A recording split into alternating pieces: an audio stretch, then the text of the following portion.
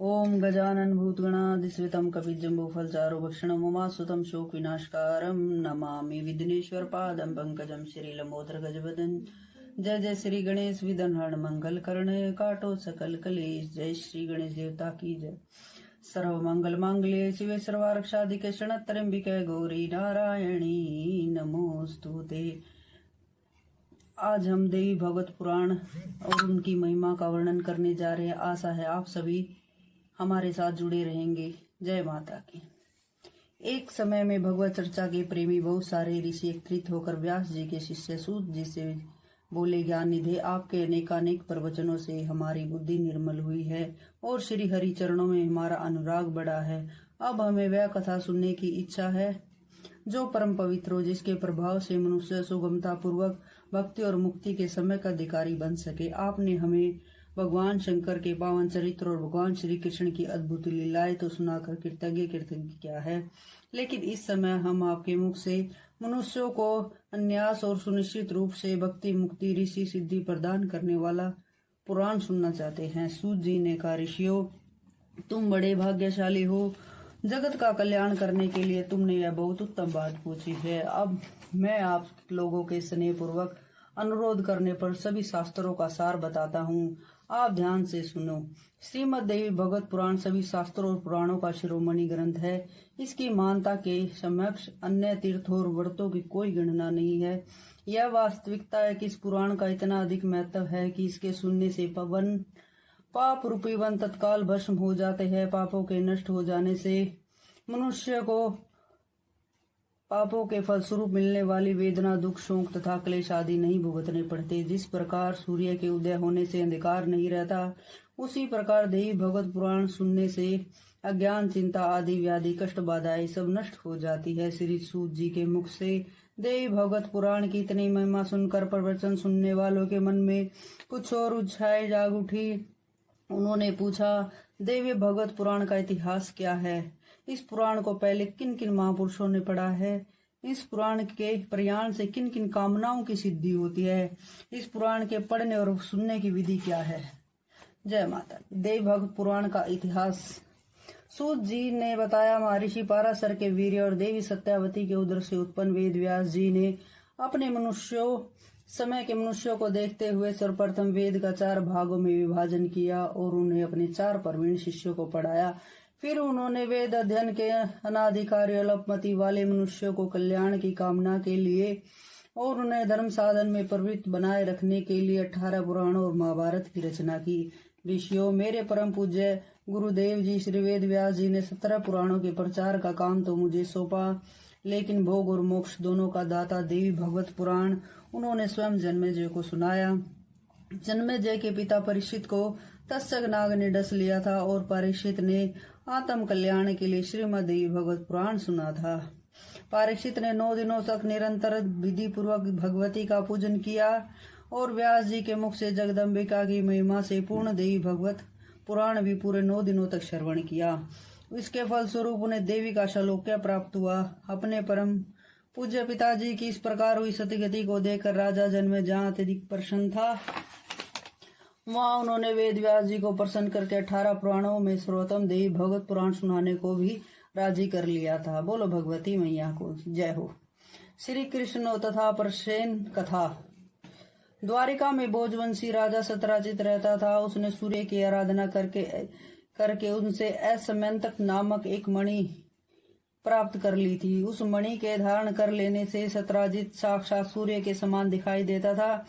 एक बार जब यादवों ने श्री कृष्ण से कहा कि भगवान सूर्य उन्हें मिलने आ रहे हैं, तो श्री कृष्ण ने यादवों का भ्रम दूर करके उन्हें बताया कि आने वाले सूर्य न होकर समयांतक मणिधारी सत्राजित है। उस मणि का ऐसा प्रभाव था कि इस प्रदेश में किसी प्रकार की मानुषी अथवा देवी आपत्ति का चिंतक नहीं था। वह मणिधारक को प्रतिदिन 8 किलो स्वर्ण प्रदान करती थी। उस दिव्य मणि को पाने की श्री कृष्ण की भी इच्छा प्रकट हुई थी, परंतु सत्राजित ने देने से मना कर दिया था। एक दिन सत्राजित का भाई प्रसेनजित कंठ में उस मणि को धारण करके अश्वरूढ़ होकर मृगगाय के लिए वन में गया, तो दुर्भाग्यवश वहां असव सहित प्रसेनजित को एक सिंह ने मार डाला। संयोग ऐसा हुआ कि जामवंत ऋषि ने उस सिंह को मार करके मणि ले ली और अपनी गुफा में चला गया। उस मणि को खिलौना समझकर जामवंत का बेटा उससे खेलने लगा। इधर द्वारिका में यह बात फैल गई कि सत्यराजीत द्वारा मणि देने से इनकार करने पर श्री कृष्ण जी ने ही उसके भाई का वध कराया है और मणि अपने अधिकार में कर ली है। श्री कृष्ण इस मिथ्यापवाद से दुखी तथा चिंतित हो उठे। उन्होंने सत्य का पता लगाने का निर्णय लिया और वह प्रसेनजीत की खोज में निकल पड़े। श्री कृष्ण अपने साथियों के साथ वन में पहुंचकर अश्व सहित प्रसेनजीत को और उसके पास एक सिंह को मरा पाया। उन्होंने वहां एक रीछ के चरण चिन्ह भी देखे जो भीतर गुफा की ओर प्रविष्ट होने की सूचना दे रहे थे। इस दृश्य को देखकर श्री कृष्ण ने रीछ द्वारा सिंह का वध करने और मणि रीछ के पास होने का अनुमान लगाया। श्री कृष्ण ने अपने साथियों को बाहर अपनी प्रतीक्षा के लिए कहा और स्वयं गुफा में चले गए। श्री कृष्ण के सगे साथी बहुत दिनों तक प्रतीक्षा करते रहे तथा थक गए तो निराश होकर घर लौट गए। उन दोनों ने श्री कृष्ण के नष्ट हो जाने का समाचार फैला दिया। श्री कृष्ण के न लौटने पर वासुदेव व्यतीत हो उठे। उसी समय देवऋषि नारद का वहां शुभ आगमन हुआ तो उन्होंने पुत्र की चिंता से आकुल व्याकुल वासुदेव को देवी भगवत पुराण सुनने का परामर्श दिया। वासुदेव जी ने जगदम्बिका की महिमा से अपना परिचय प्रकट करते हुए उन्हें बताया कि जब मैं देवकी के साथ कंस के कारागार में पड़ा था और कंस ने मेरे 6 पुत्रों को मार डाला था तो हम दोनों पति पत्नी बहुत असंतुलित हो गए थे। उस समय अपने कुल पुरोहित महर्षि गर्ग को बुलाकर उनसे अपने दुखों की निवृत्ति का कारण पूछा तो गुरुदेव ने मुझे देवी भगवत पुराण सुनने को कहा। मैंने उनसे निवेदन किया कि मेरे लिए कारागार में विधि विधान से इस पवित्र पुराण का प्रयाण संभव नहीं है, तो आप मेरी ओर से अनुष्ठान करने की कृपा करें। मेरी प्रार्थना को स्वीकार करते हुए गर्ग मुनि ने विंध्याचल में जाकर ब्राह्मणों के साथ देवी का आराधन किया और विधि पूर्वक देवी भगवत का नवा प्रयाण किया। पाठ समाप्ति पर मुनिवर ने आकर मुझे बताया कि देवी ने प्रसन्न होकर आकाशवाणी की है कि मेरी प्रेरणा से विष्णु नारायण भूर्बाहरण के लिए वासुदेव देवकी के घर अवतार धारण करेंगे। वासुदेव को चाहिए कि उस बालक को नंद यशोदा के यहाँ पहुंचा दे और उस समय उत्पन्न हुई यशोदा की पुत्री को लाकर कंस को सौंप दे। कंस उस बालिका को पृथ्वी पर पटकेगा और उस समय वह बालिका कंस के हाथ से छूटकर दिव्य शरीर धारण करके अंश स्वरूप लोक कल्याण के लिए विंध्याचल में निवास करेगी। गर्ग मुनि के मुख से देवी के वरदान को सुनकर मैं बहुत प्रसन्न हुआ। गर्ग मुनि के वचनानुसार ही सारी घटनाएं घटी और मैं अपने पुत्र रतन श्री कृष्ण को सुरक्षित रख पाया।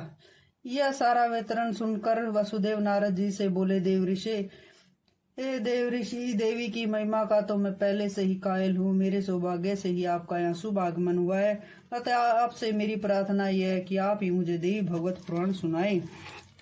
नारद जी ने प्रसन्न मन से नवा पुराण किया। वसुदेव ने 9वें दिन कथा समाप्ति पर ग्रंथवाचक यानी नारद जी का पूजन किया। इधर भगवती की माया से श्री कृष्ण जब गुफा में प्रविष्ट हुए तो उन्हें एक रीछ के बालक को मणि से खेलते हुए देखा। श्री कृष्ण ने जो ही बालक से मणि छीनी तो बालक और धात्री के कुंदन से वासुदेव जामवंत वहां पहुंचा और श्री कृष्ण से युद्ध करने लगा। दोनों में 27 दिनों तक युद्ध चलता रहा।